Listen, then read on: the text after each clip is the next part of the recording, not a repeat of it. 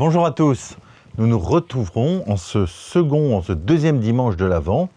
Et le texte qui nous est donné aujourd'hui, c'est l'Évangile selon saint Luc au chapitre 3. Et voici que surgit, et je pense que le mot n'est pas exagéré, surgit un personnage qui va nous accompagner durant ce temps de l'Avent, à savoir Jean le Baptiste.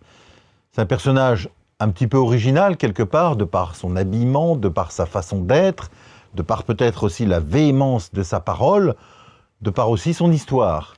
Et il vient nous accompagner, et nous le voyons aujourd'hui, qui surgit et qui invite à la conversion. Alors, chronologiquement, le passage que nous lisons a été placé avant Noël, alors que, comme Jean-Baptiste, nous le savons bien, est quasiment contemporain de Jésus, à quelques mois près. En fait, ce passage se place chronologiquement au début de la vie publique de Jésus.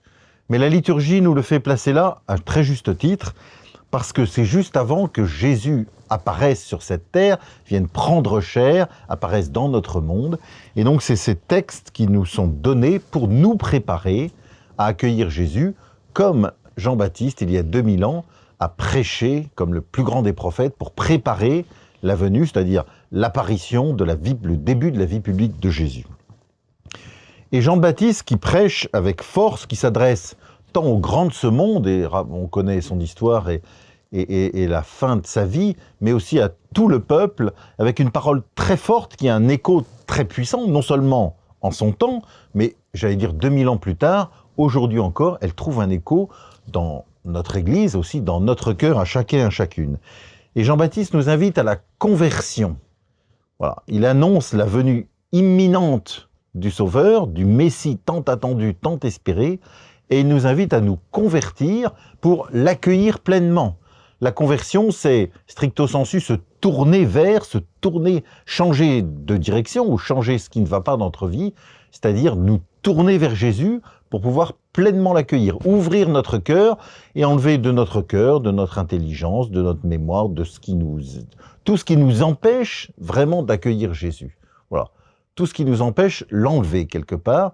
C'est ça la conversion, et accueillir pleinement la grâce que Dieu lui-même va nous donner pour que nous puissions changer de vie, accueillir pleinement non seulement le Sauveur, mais sa grâce, et vivre de Jésus. Voilà. Il me semble qu'un des points importants au début d'une conversion, peut-être un effet déclencheur, c'est de savoir crier vers Jésus. Crier notre détresse. Dieu, viens à mon aide. C'est ce que tous les religieux prêtres chantent chaque jour au début de l'office. Dieu, viens à mon aide, Seigneur, à notre secours. Mais de le faire, pas simplement crier, mais de le faire avec confiance, c'est-à-dire un amour confiant en Dieu, de qui j'attends la grâce de pouvoir changer ma vie. Vous voyez, au début de la conversion, il y a le fait de se tourner vers Dieu, de crier quelque part vers lui, mais de le faire avec confiance, c'est-à-dire avec un cœur disponible pour accueillir ce que le Seigneur veut nous demander. Alors, en ce temps de l'Avent, laissons-nous toucher par la parole, par le personnage de Jean-Baptiste qui nous est donné aujourd'hui pour nous inviter à nous préparer à la venue du Sauveur. Bon dimanche à chacun et à chacune.